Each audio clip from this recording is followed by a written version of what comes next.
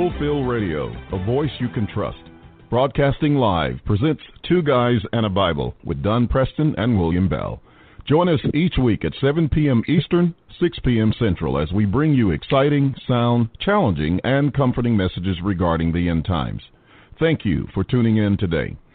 Don Preston is the founder of Preterist Research Institute, or PRI. Don is a prolific author, having written and published 19 books, a host of audio and DVD studies, and is a debater and defender of the full preterist view.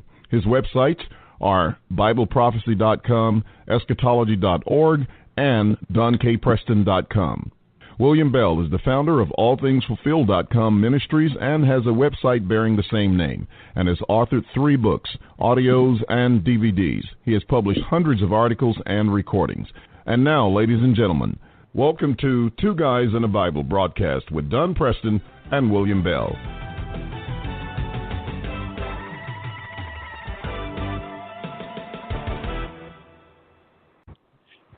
This is a truly fascinating subject, and it's also extremely important.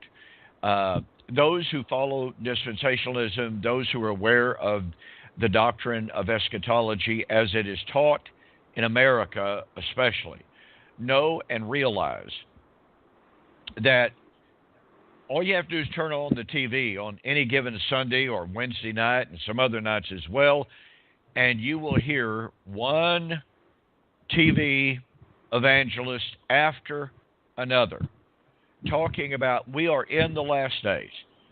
This is the final generation. I have personally heard some of these evangelists predict. I'll never forget, as long as I live, in 1999, I was watching Benny Hinn, and he had Jack Van Impe on his program.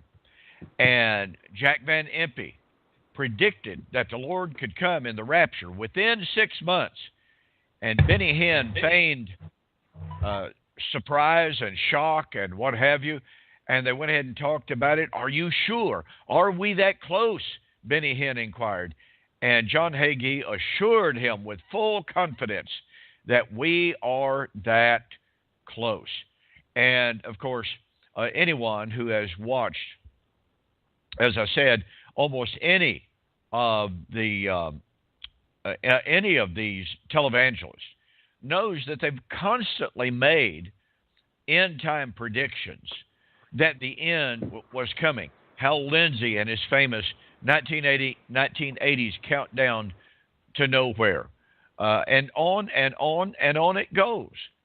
I mean, it's just amazing. Well, part and parcel of those predictions is that we are on the very verge of the rebuilding of the Jerusalem Temple.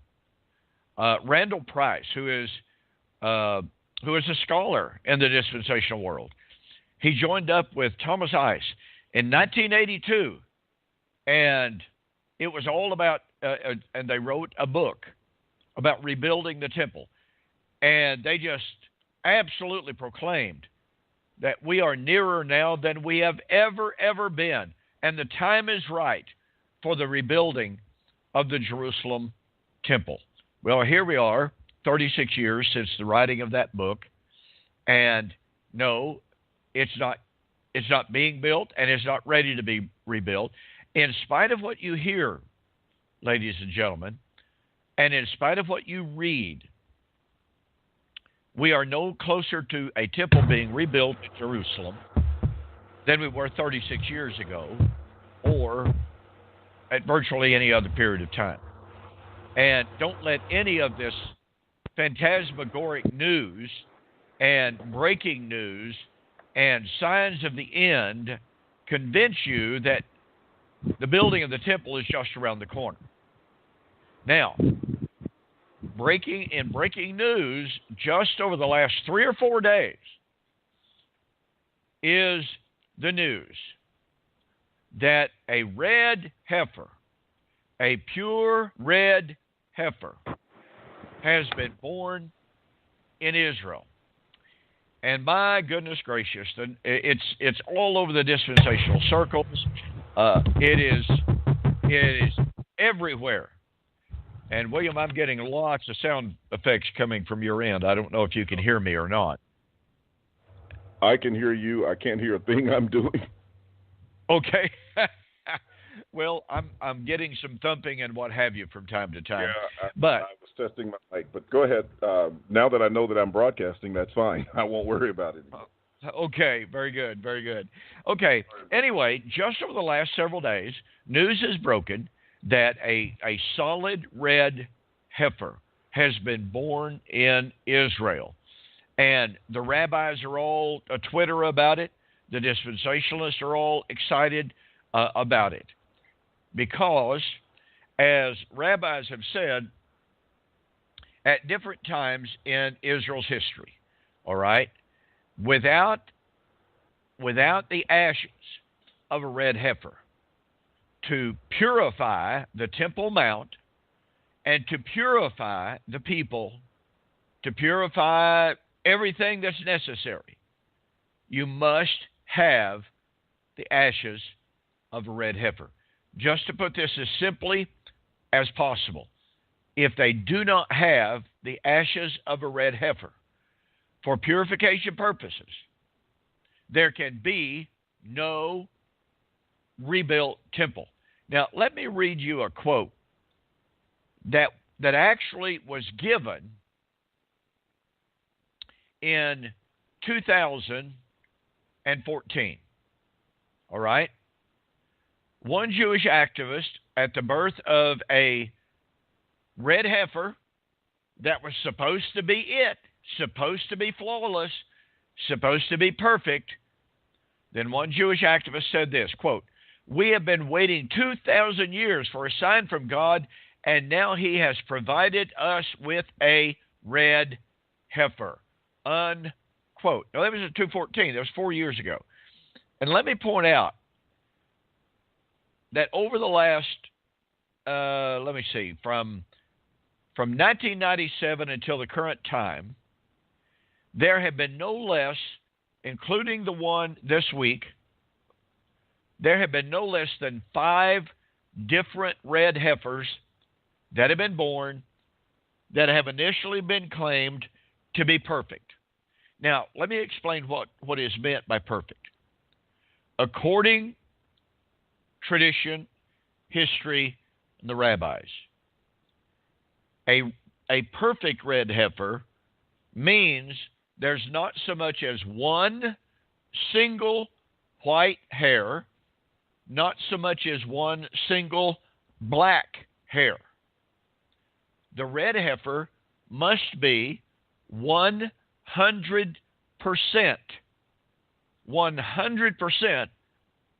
red.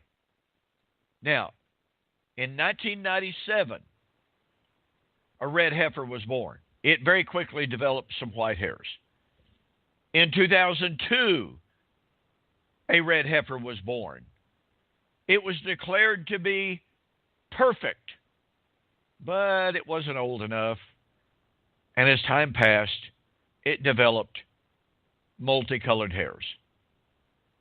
In 2010, another red heifer was born, once again declared to be a sign of the end and proof that the temple was about to be rebuilt. Well, didn't work out. 2011, 2014, once again, and I guess that makes 6 counting this latest one. Anyway, every one of these red heifers has been declared to be the sign that the end is near. You know, it's interesting that in 2002, William, there was a board of 25 rabbis that approved that particular red heifer. Turned out to be a false hope.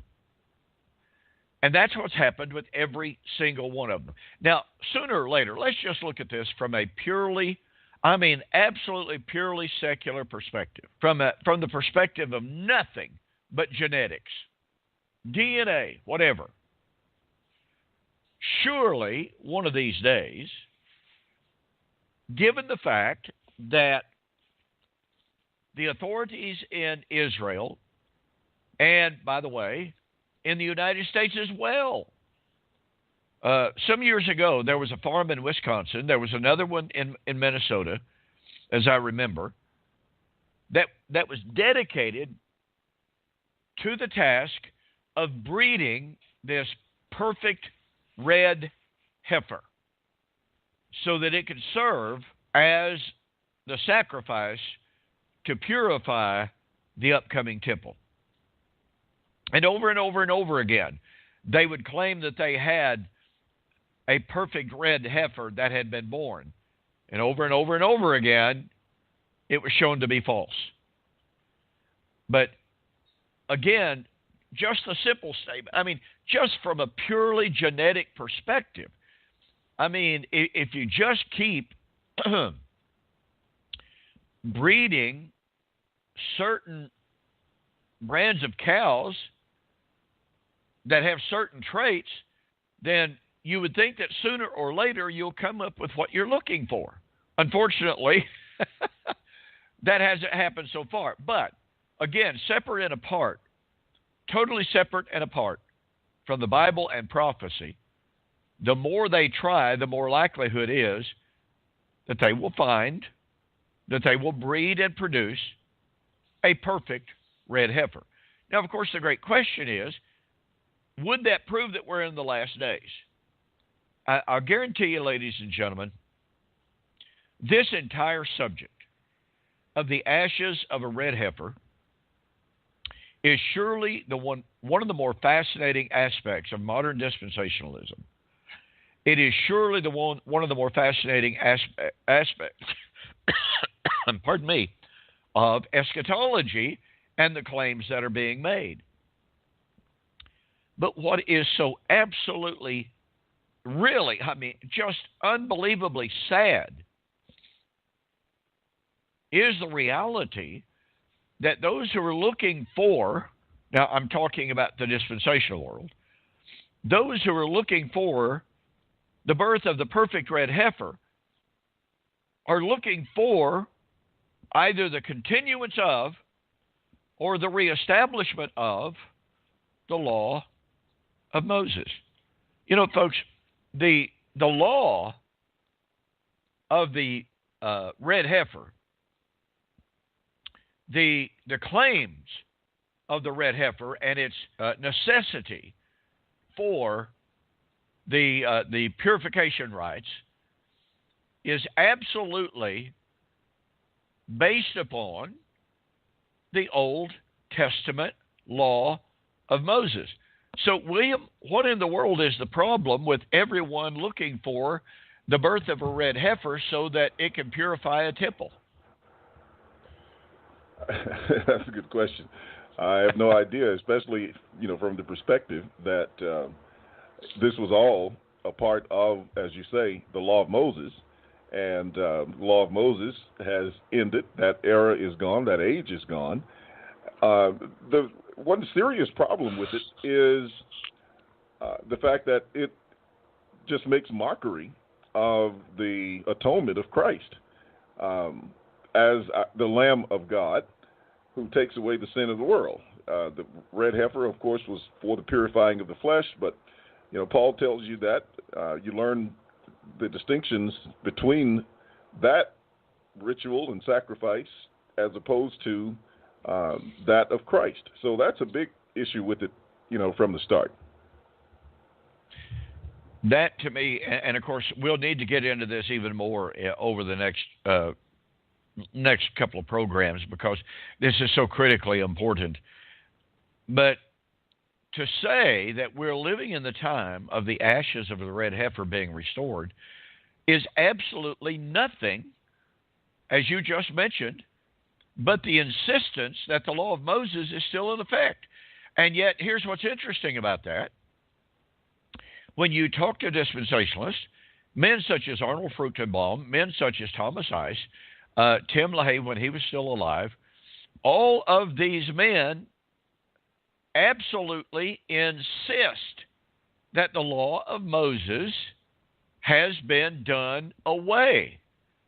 Well, folks, it doesn't get any more law of Moses, then guess what?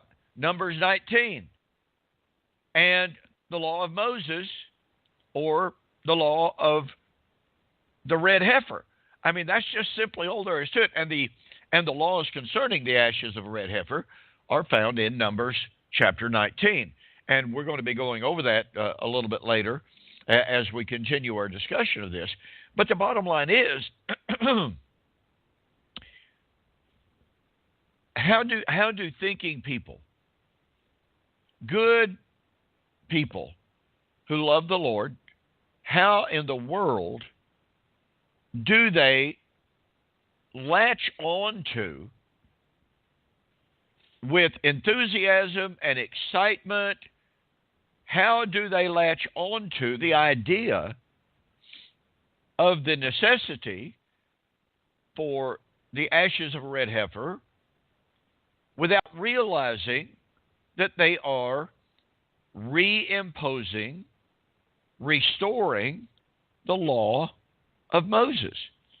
And you know, Paul said in Galatians chapter 2, if I restore, if I rebuild that which I have destroyed, then why do I stand in jeopardy every hour? Paul absolutely rejected the idea of the continuance of the law of Moses beyond the time of the first century. He saw the end of the law at the fall of Jerusalem. He saw the end of the law as the time when all things would be fulfilled, which, of course, in Luke chapter 21 and verse 22, was to be the fall of Jerusalem. So, again, the question has to be asked, how in the world do good people who love the Lord get so caught up in the paranoia and the fantasy of a red heifer and the fantasy of a rebuilt temple and not understand that by demanding the ashes of a red heifer, they are reestablishing the law of Moses, which is absolutely abhorrent to the gospel of Jesus Christ. I've just failed to understand that and cannot impress enough on people how incredibly sad that is, not to mention unfortunate. And so that's one of the things, and I'm sure that we will impress this upon our audience as we continue these discussions of the rebuilding of the temple and the ashes of a red heifer and what have you, because this is one of the most fundamental aspects of the entire issue of a rebuilt temple. In reality, as suggested a moment ago, in reality, you cannot talk about a rebuilt temple insofar as the rabbis are concerned, insofar as the dispensationalists are concerned. You cannot talk about a rebuilt temple without talking about and without demanding the ashes of the red heifer, which means the law of Moses. Pure and simple, the law of Moses. So, again, we'll come back to that. Well, here's something that is absolutely fascinating about this entire scenario. William, weren't all of the sacrifices of the Old Testament, weren't they only intended to be types and shadows of the reality that was coming?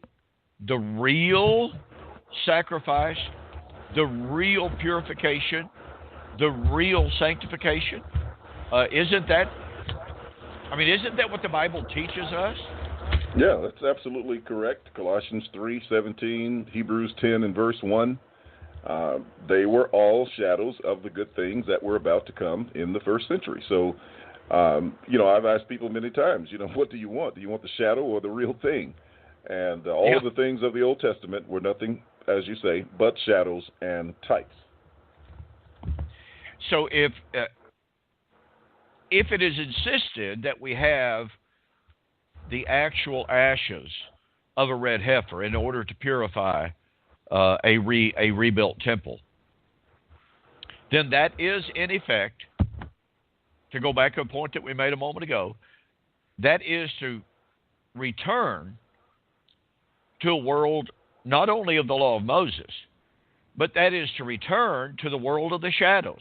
You know, you said you ask people all the time about which you prefer, the shadow or the reality, and I have asked people all the time in conversations in somewhat similar vein. I have asked them, let me ask you a question. If you're walking down the street and the sun's shining real pretty, I said, you're walking along and there's a shadow of you and your wife as you walk along. I said, would you rather hug the shadow of your wife, or would you rather hug the reality of your wife? And, you know, I mean, there's really not much debate about this particular aspect of it, I would think. Which is better, shadow or reality?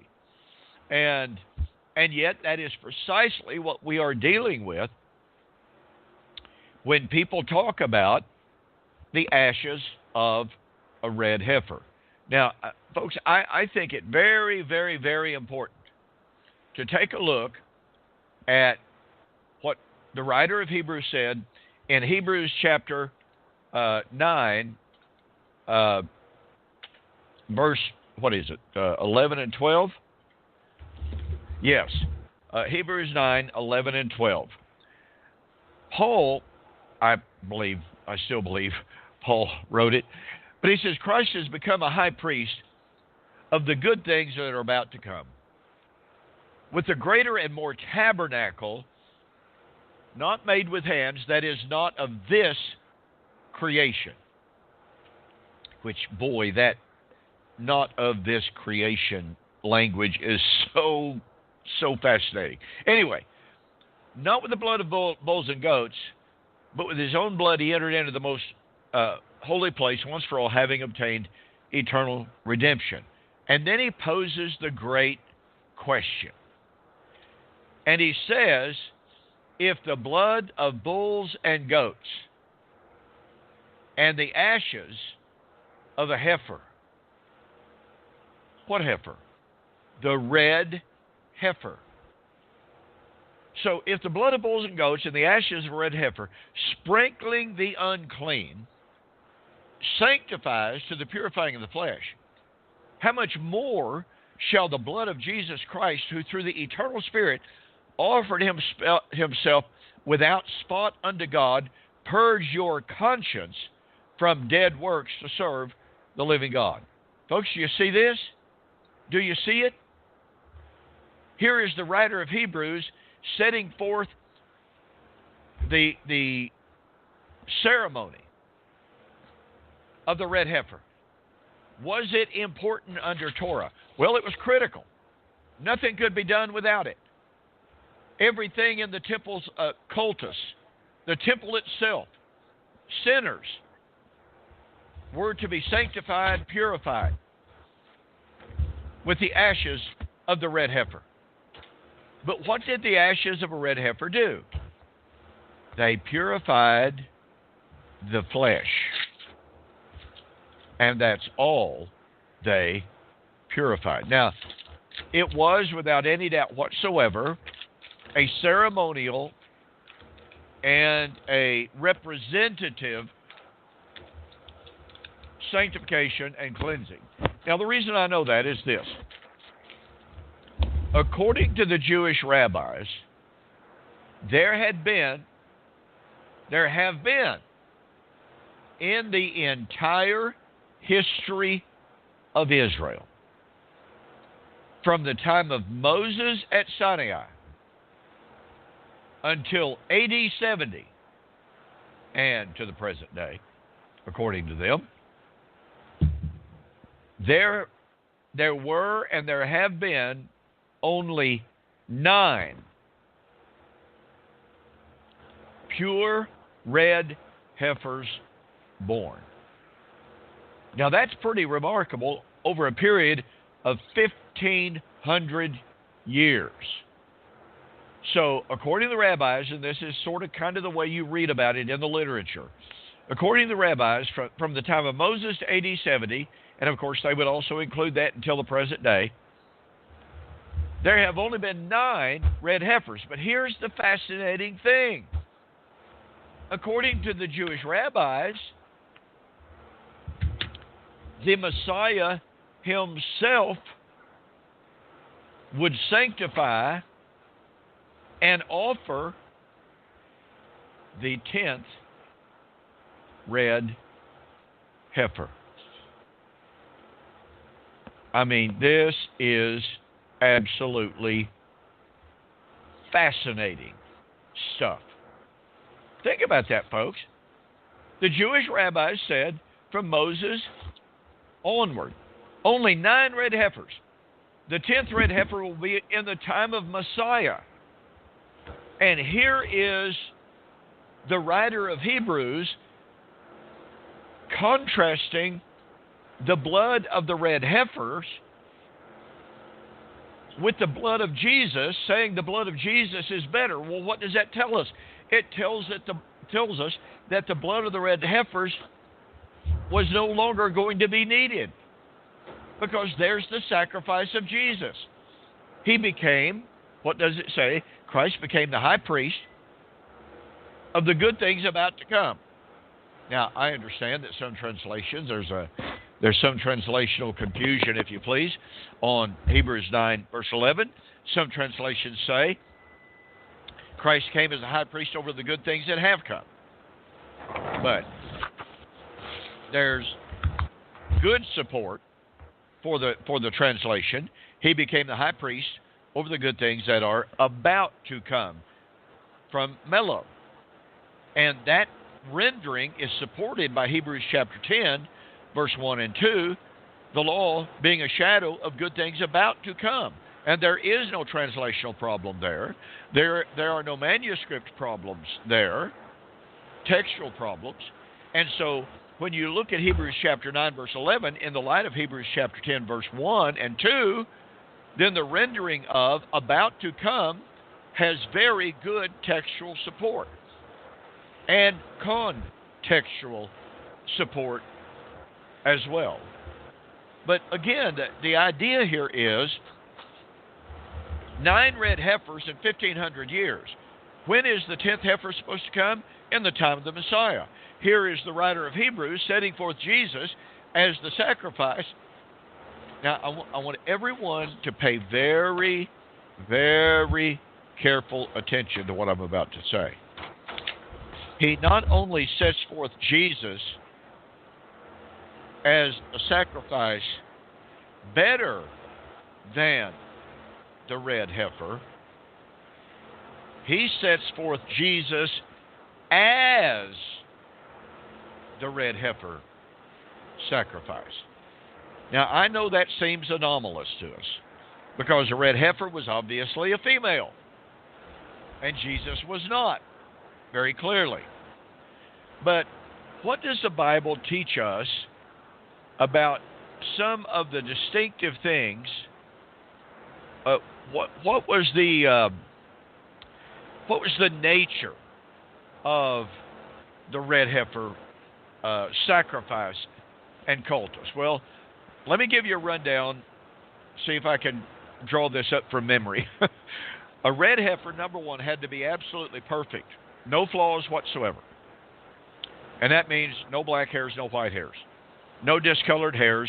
Obviously, it could not be crippled. It could not have any physical defect in it. So the red heifer, and this is all taken, again, from Numbers chapter 19. So the red heifer had to be perfect, had to be perfectly red, had to be without physical flaws. Number two, it could never, ever have worn a yoke.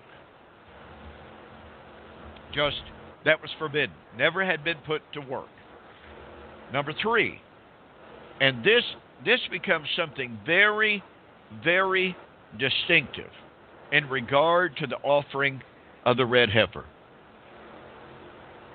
William, I don't know if you've ever researched this or not, but I know when I was researching this issue some years ago, this just really, really struck me. Every other sacrifice that was offered on the altar of burnt offerings in the courtyard of the temple itself within Jerusalem. Every one of them. You know, the peace offering, the sin offering, the burnt offering, the thank offering, I mean, every one of them the Day of Atonement, every one of them, the sacrifice of the red heifer, and let me back up a moment. Every one of those sacrifices was killed and burnt on the altar in the courtyard. All right? Mm-hmm. Within the city. And then the ashes were gathered up and taken outside the camp and scattered to the winds. However, the red heifer sacrifice is the only sacrifice in the entirety of Israel's cultic world that was actually offered outside the city, outside the camp. And it was killed out there. It was burnt and consumed out there. And then its ashes were disposed of. But I hope everybody sees the difference here. Every sacrifice, with the exception of the red heifer, was offered within the city, within the temple. It was burnt on the altar at the temple, within the city. The ashes were taken outside the city and dispersed. The red heifer is the only sacrifice that was actually taken outside the city, offered, killed, and burned outside the city. And then, I said its ashes were dispersed. I apologize for that. Then its ashes were carefully gathered, and they were stored. But guess what? They were stored outside the city. They were not even allowed to be stored within the city. This is quite an amazing contrast. Why is this important? Well, the writer of Hebrews chapter 13 and verse 12, after setting forth Jesus as a better sacrifice, an effective sacrifice in contrast to the red heifer, the writer of Hebrews says, "Let us therefore go outside the camp to him and bear his reproach." Well, what was his reproach outside the city? Being killed. The writer is, by the way, this is not Don Preston's private interpretation. I hope you understand that. Commentator after commentator after commentator acknowledge that the reference here is to Jesus being the offering of the red heifer. And again, it seems anomalous to us because the red heifer was a female. Jesus was a male. But there's simply no getting around the fact that Jesus was better than the red heifer. There's no getting around the fact that Christ was offered outside the gates. And that is strictly and solely the red heifer sacrifice. I find that just absolutely remarkable. And like I said, when I was researching this whole issue some years ago, I was just struck by the perfect harmony in this type and antitype, except, there are a few things, obviously, as I've just mentioned. And there are a few things that I would even say are, how would I express this? They are missing elements. Let me go back to part of the red heifer ceremony. Point number 4, the entire body of the heifer was to be consumed. The entire body was to be burnt. Now, by the way, this agrees perfectly with the fact that not only is Christ the red heifer sacrifice, he was also a burnt offering. In 2 Corinthians chapter 5, Paul says he, that is Christ, was made to be sin for us. Well, that's not the most accurate translation in all the world. As many modern Greek authorities point out, Many Jewish scholars, Jewish Christian scholars, to use that term, point out the terminology there means he was made to be a sin offering for us. Well, guess what, folks? The sin offering under Torah was also supposed to be completely consumed. Not partially, completely consumed. So we have perfect harmony in this detail. The burnt offering was supposed to be completely consumed on the altar. The red heifer sacrifice was to be completely consumed outside the city. So, was Jesus offered on the altar within the temple? No, I agree with that. That's not the point. He was offered outside the gates on Golgotha, outside the gates, meeting the requirements of the red heifer. So, again, there are a few anomalous things, but what we do is we look at the agreements. We look at the perfect harmony.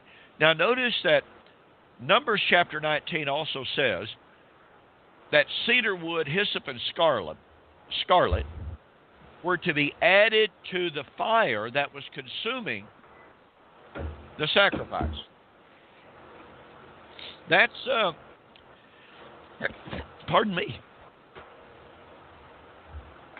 That's quite a situation. Notice that when Jesus was hanging on the cross, they gave him vinegar and hyssop to drink as he was being led to the sacrifice. He was dressed in scarlet and purple. Now, the one thing that I have not been able to nail down on this, I don't know why.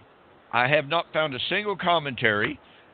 Even Edersheim, Joachim Jeremias, none of these scholars address the issue of the cedar. There has been speculation that the cross itself was actually cedar. That's speculation. I haven't been able to find anything that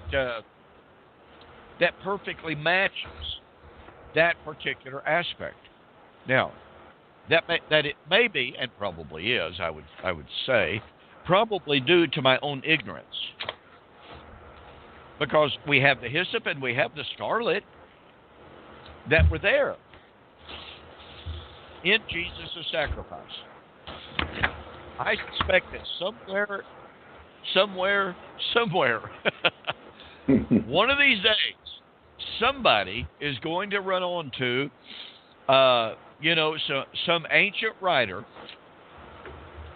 some historian that will point out that the tree was in fact, and indeed, without speculation, cedar. I don't have anything to prove that. I want everybody to understand. I'm not claiming that to be a fact. I'm speculating on that because we do have the hyssop, we do have the scarlet. I suspect that somewhere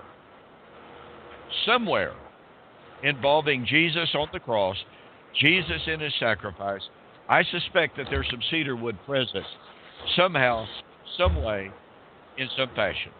Have to wait and see what further research will turn up. But again, the point of fact of this is, here is the writer of Hebrews very clearly setting forth Jesus as the sacrifice that was made outside the camp, and the only sacrifice that can be was the ashes or the sacrifice of the red heifer. So when we talk about the type and antitype, when we talk about shadow and reality, everywhere we look in regard to Jesus, he fulfills that typology. He is the body of the shadow of the red heifer. And again, the remarkable thing is, I keep going back to this, but it's such a fascination to me of how the rabbi said there were only 9 red heifers in the entirety of history of Israel until AD 70. And there was not one after AD 70. They're still looking for it. And now we've got this claim of just a few days ago that it has been born. And yet right there in the first century, for the astute viewer, for the astute readers of the Gospels, seeing the sacrifice of Jesus, seeing that everything that was taking place with Jesus in his sacrifice, it fit the Passover requirements, because Jesus was examined, if you please, found to be without fault by Pilate. He hung on the cross as the Passover sacrifice, and at the very moment in the temple itself that the high priest would have declared that the Passover sacrifice was completed and would have literally yelled out, "It is finished," Jesus on the cross said, "It is finished." So we've got the perfect fulfillment of Passover, and then at the very same time, you have Jesus as being not only the Passover, but you have him being the red heifer being offered without the gate. There's so much going on in regard to Jesus on the cross and his sacrifice. And, William, this gets back to what you and I have discussed on so many different occasions of how important it is to understand the Jewish festal calendar, to understand the type and the antitype, and yet most of our lives, a good part of our lives, we're getting older, maybe not the most part of our life now, but for a good part of our life,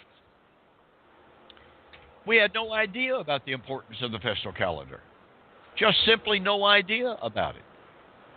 And yet everywhere we look in the New Testament, we see Jesus fulfilling that festal calendar, the first 4 aspects of the festal calendar: Passover, unleavened bread, Feast of Weeks, Pentecost.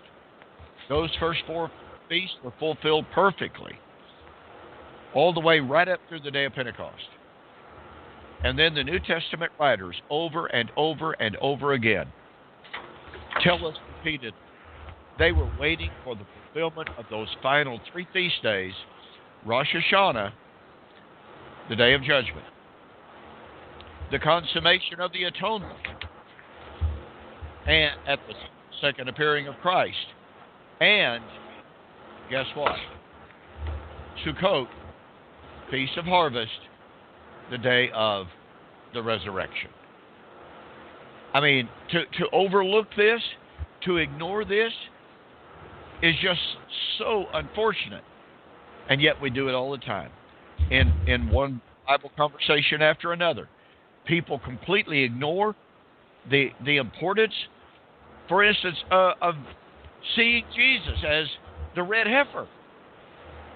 Well, that can't be true because Jesus was a man.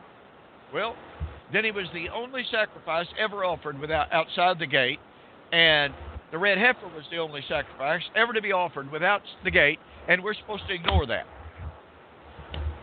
And his sacrifice takes away sin, and the red heifer could not take away sin. We're supposed to ignore that.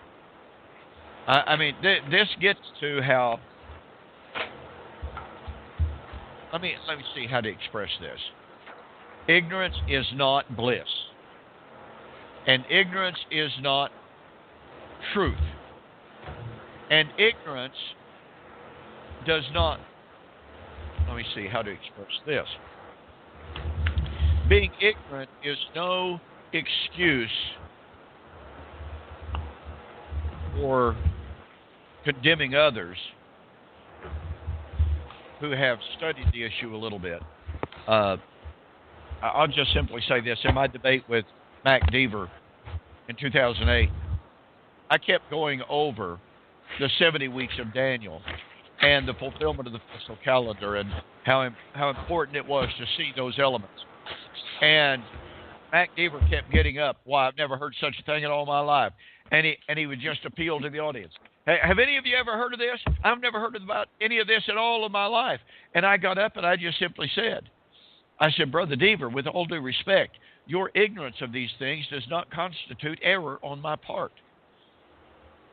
And yet we hear over and over, when we appeal to the festal calendar, when we appeal even to the red heifer, and Jesus as the fulfillment of that, we're the ones in error. We're the heretics. We're the false teachers. I'm sorry, folks. If you are ignorant of these things, now it doesn't prove that my knowledge is perfect by any stretch of the imagination. I'm not saying that at all. But when I can point out these parallels, when I can point out the type and antitype, when I can point out the shadow versus the reality, and the reality is right there in front of our eyes, right there on the page of inspired scriptures, then I at least have a little better chance of being right.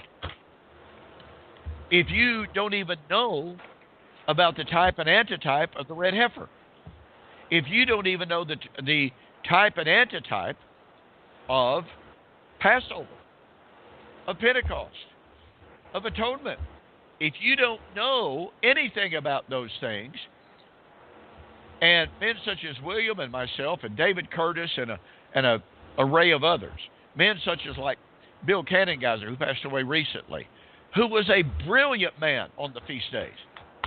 Okay, if you've never put in that at least a good amount of study on the issues, then you have literally no right whatsoever to say that we are false teachers in this regard. It would seem to behoove anyone challenging these things to at least investigate the potentiality, the possibility that, you know what, there may be something to this type and antitype, this shadow versus reality. And here's part of the key to this. You know, folks, over the last several days, William especially, I've been out of town a good bit, haven't been on Facebook very much. But prior to that, William and I both been involved in discussions of the body of Christ. And that discussion has really been a diversion by some of the opponents of covenant eschatology to avoid the power of William's argumentation in 2 Corinthians chapter 4 and 5, and the earthly tabernacle versus the heavenly tabernacle and what have you. But some of the adversaries of covenant eschatology just went absolutely ballistic trying to avoid William's powerful arguments.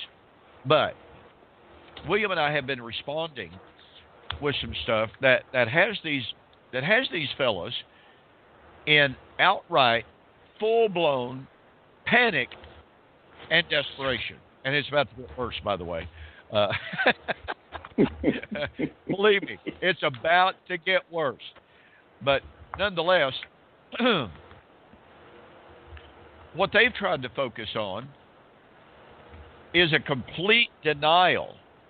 They have not one single time have they ever mentioned the central role of the fulfillment of Israel's promises in regard to the resurrection.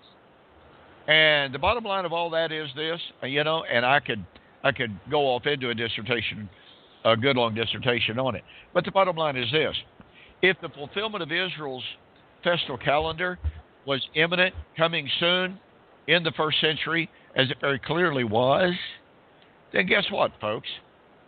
You can talk all day about the body of Christ and the nature of the body of Christ and the nature of the resurrection body, but if that resurrection was at hand through the fulfillment of Israel's festal calendar, guess what? You just lost the entire argument. You don't even have an argument. If you put the resurrection in the future, as they do, you are thereby putting the fulfillment of the law of Moses into the future. And if the law of Moses is not fulfilled, guess what, folks? We're without hope. And that's all there is to it. So the implications here of not only this entire issue of the ashes of the red heifer is not only important in answering the dispensational world, but it is absolutely critical to the entire study of eschatology. I mean, there's no question about this. Because the ashes of the red heifer, when we look at the fulfillment of that typology, is so critical to see it in relationship to the completion of Israel's entire festal calendar. We'll talk about that undoubtedly on another program. But there's another aspect, and this gets to what I just mentioned, and we will definitely want to discuss this a little bit later. But William, one of the most fascinating and important aspects of the ashes of red heifer was that, according to Numbers chapter 19, somewhere between verses 7 and 9, somewhere along in there, it tells us that the ashes of the red heifer were for the purification of sin. Verse 9. And the defilement of death. Now, here's what happens. Most commentators focus on the purification from sin. But that's not all the text says. It's purification from the defilement of touching a dead body, being around dead bodies, and what have you. It's purification from death. My goodness gracious. What does that mean if Jesus Christ is the fulfillment of the typology of the red heifer? It means that when we are purified by His blood, we are redeemed from death. Well, let me see. Didn't Jesus have something to say about that? Let me see. I am the resurrection. I am the resurrection and the life. I mean, that's just so powerful. And so it's fascinating to me, William, why so many commentators focus almost exclusively on the idea that the red heifer, the ashes of a red heifer, were for the purification of sin. Well, that's undoubtedly true. I'm not denying that in any sense whatsoever. But here's what we need to realize: if the ashes of the red heifer were for the purification of sin, that within itself is purification from the defilement of death. Because after all, the wages of sin is what? Death. In my YouTube video series, William, over and over again, I emphasized, based upon 1 Corinthians 15, 55, and 56, when you deal with sin, you've dealt with death. Let me say that again. If you have dealt with sin, you have dealt with death. That's what Numbers chapter 19, verse 9 was foreshadowing. It's purification from the defilement of sin, purification from the defilement of death. And Christ is the fulfillment of the ashes of the red heifer sacrifice. I mean, folks, how much more exciting, how much more gratifying, how much more satisfying could anything be? And does it not give us the perfect right to ask, as William so cogently pointed out a while ago, why would anyone want to return to that world? of types and shadows in which there was no true, genuine purification from sin.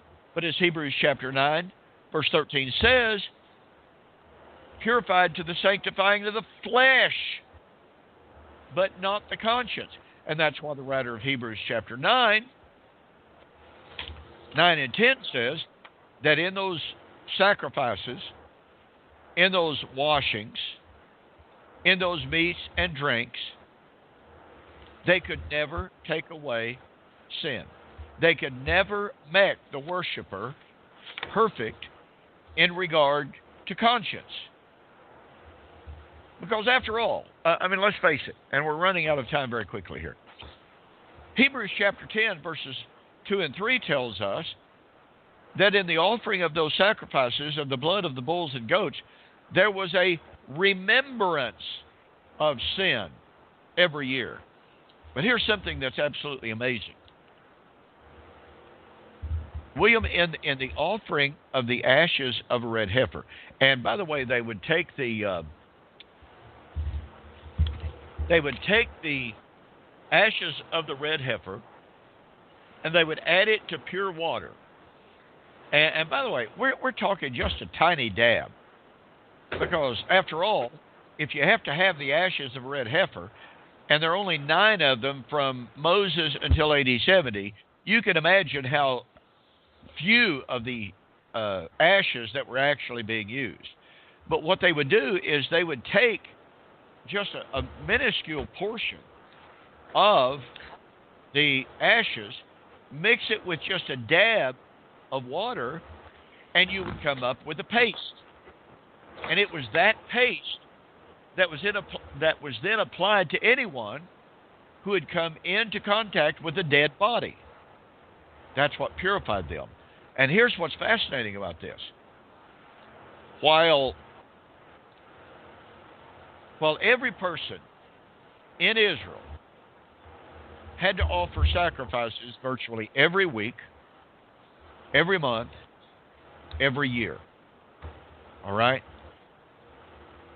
The ashes of the red heifer were, according to the sources that I read, the ashes of the red heifer were applied one time.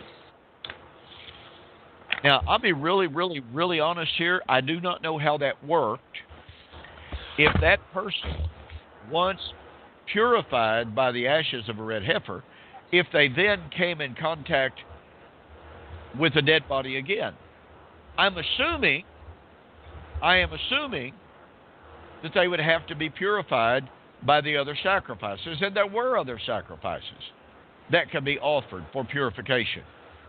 So I'm not quite sure, once again, strictly my own ignorance on this, I'm not quite sure how the authorities could say that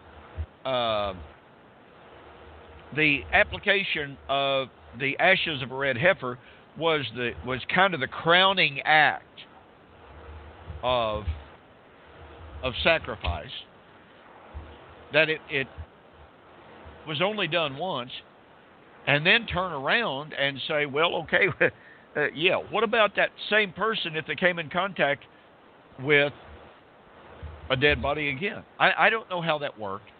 I'm still trying to figure it out, just like I'm trying to figure out what about the cedar, where did the cedar appear? Well, anyway, folks, we're out of time this evening. I hope this has been a little bit instructive. I hope it's been interesting to you. To me, it's absolutely fascinating to study the entire issue of the ashes of a red heifer. By the way, some few years back, I think it was in 2014, I wrote an entire series of articles on the red heifer when it was being claimed all the way back then, 4 years ago, that a perfect red heifer had been born.